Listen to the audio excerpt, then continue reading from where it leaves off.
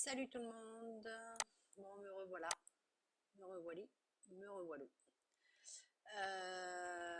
Donc on reprend un petit peu sur ce qu'on avait dit par rapport à la dernière fois. D'accord?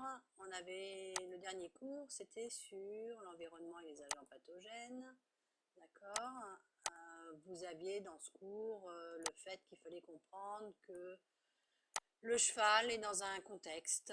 Ce contexte est important parce que ce contexte va faire en sorte que l'animal va être en bonne santé ou pas, ou on va tout mettre en œuvre pour que l'animal soit en bonne santé.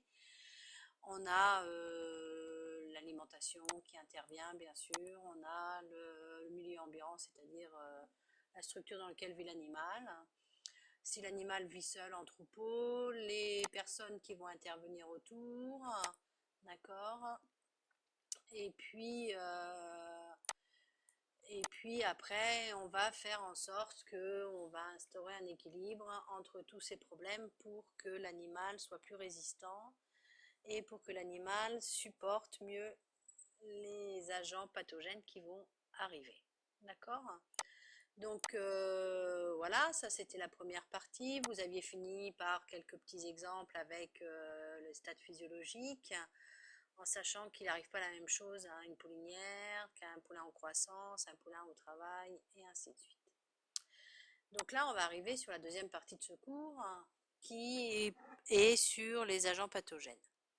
Donc je vais essayer d'aller assez vite, tout est assez expliqué. Je vais faire comme l'autre fois, je vous donne un petit cours et je vous donne le cours littéral qu'il faudra compléter. Voilà, l'objectif un petit peu, c'est de vous obliger à aller dans la lecture jusqu'au bout, d'essayer de comprendre, de vous poser des questions.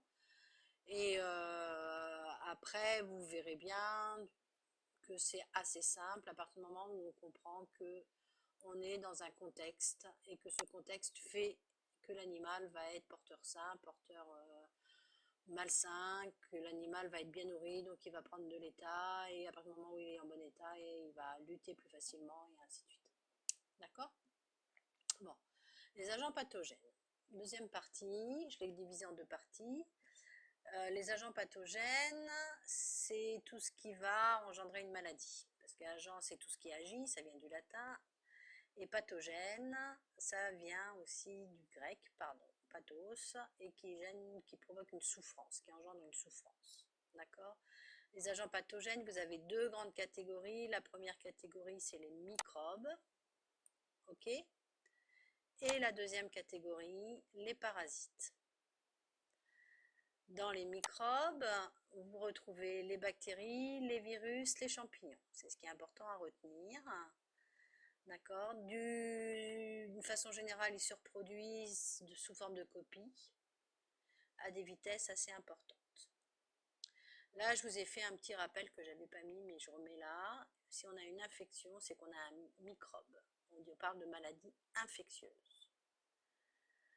Une infection bactérienne ou une infection virale. Les microbes sont capables de terrasser l'animal en quelques heures. D'autres peuvent détériorer son état progressivement. D'accord? Donc ça, je vous donne quelques exemples. Le virus de la rage, la bactérie du tétanos. La grippe, c'est un virus. La rhinopneumonie, c'est un virus. Voilà. Et quelquefois, il y a plusieurs microbes en même temps. Je reviens là, je continue. Donc les microbes, j'ai repris la même introduction. Donc nos trois grandes catégories. Les bactéries, infections bactériennes, les virus, infections virales. Voilà, je vous explique un petit peu la différence entre une bactérie et un virus, et les champignons qu'on ne voit pas et qui provoquent des mycoses. On va les traiter avec des antihistaminiques. Les bactéries, on va souvent utiliser des antibiotiques. Pardon, j'ai fait une bêtise. Les virus, c'est pas systématique. Vous connaissez la pub. Voilà. On va d'abord regarder comment vous allez, s'il n'y a que ça, etc. Et quelquefois, on va laisser la machine de l'organisme se prendre en charge. Les parasites. Dans les parasites, vous avez des parasites internes et des parasites externes. Dans les parasites internes, vous avez tous les vers. CF court sur les vers. Et dans les parasites externes, vous avez tout ce qui est acarien, puces, tiques, poux, insectes. Un parasite, il vit au détriment d'un autre organisme. C'est ce qu'il faut retenir. Vous avez des parasites aux arbres aussi. Le gui est un parasite de l'arbre, par exemple. Voilà. Mais voilà, en gros, bon voilà, le problème des parasites, souvent, c'est qu'ils vont provoquer un amaigrissement, une fatigue, etc. Regardez notre ami, notre copain Hélios, c'est ce qui lui est arrivé. Et du coup, il a été très très anémié. Voilà. Il faut faire attention un petit peu à la litière, aux pâtures. Il faut lutter contre les infestations.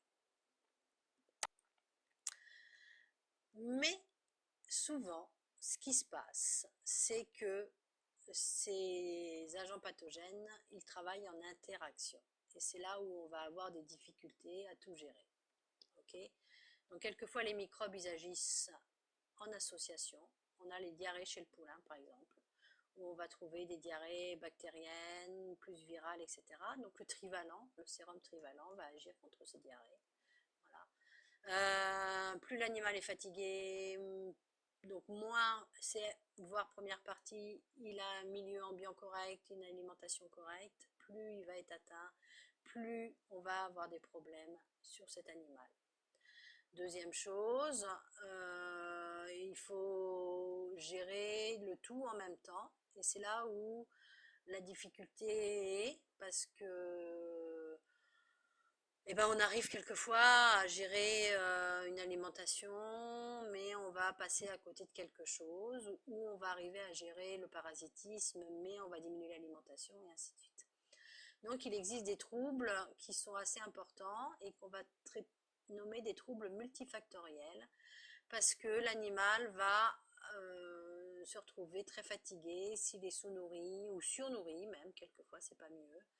Il peut avoir des parasites, et s'il est parasité, il va être fatigué, il va être anémié, donc les microbes vont vite l'atteindre, et ainsi de suite. Vous comprenez? Donc c'est ça un petit peu l'objectif de ce chapitre, c'est comprendre que tout doit être suivi, tout doit être logique, et tout doit s'enchaîner. Ça paraît pas comme ça, mais une structure, des animaux, on pense à tout. Alors on arrive à penser quand on n'a qu'un cheval, mais quand on a un troupeau d'animaux, c'est un petit peu plus compliqué. D'autre part, on a déjà parlé des stades physiologiques, hein, et en fonction des stades physiologiques, on n'aura pas les mêmes résultats chez les animaux. Donc, à nous, humains, qui avons, paraît-il, la capacité de réfléchir, de faire en sorte que les animaux soient bien. De faire en sorte qu'un poulain en croissance, il ne rencontre pas trop de parasites. De faire en sorte qu'un poulain en croissance, on va diminuer son risque de diarrhée, de faire en sorte qu'une poulinière en gestation soit en bel état, de faire en sorte qu'il n'y ait pas trop de parasitisme pendant la gestation, et ainsi de suite. Voilà. Donc, souvent, une maladie contagieuse, elle va entraîner beaucoup de malades. On va parler d'épidémie chez l'homme et d'épizootie chez les animaux. D'accord? Ça, c'était pour un petit truc, parce que je trouvais que ça allait bien à ce moment-là. La grippe, par exemple, comment ça se passe? La grippe, il y a la grippe sur une structure. Il faut éviter de la propager parce que la grippe est mortelle. Et si vous avez des animaux qui se regroupent alors qu'il y a un animal qui est en train de développer la grippe, le virus va se déplacer. D'accord? Le virus va aller atteindre votre animal. Il suffit que votre animal, lui, soit fatigué. Il suffit que le temps soit instable, et on peut avoir un animal qui développe la grippe. Et si j'ai la grippe dans mon écurie, il y a de fortes chances que j'ai la grippe sur plusieurs animaux, même s'ils sont vaccinés. Il en est de même pour les coliques, un autre exemple assez courant. Un cheval fatigué, ou avec des vers, ou les deux, parce que s'il a des vers, il peut être fatigué. Ou s'il est fatigué, il va être plus sujet aux vers. Des prairies qui ne sont pas très bien entretenues, ou du surpâturage, une alimentation qui n'est pas toujours adaptée, des animaux stressés, on va développer les coliques. Vous voyez, donc en général, les coliques, elles ne se développent pas toutes seules. Elles se développent parce qu'il y a plusieurs choses en même temps. Dernier exemple, la leptospirose, qui est une maladie provoquée par les rongeurs. Donc vous avez des rongeurs, les aliments sont sales.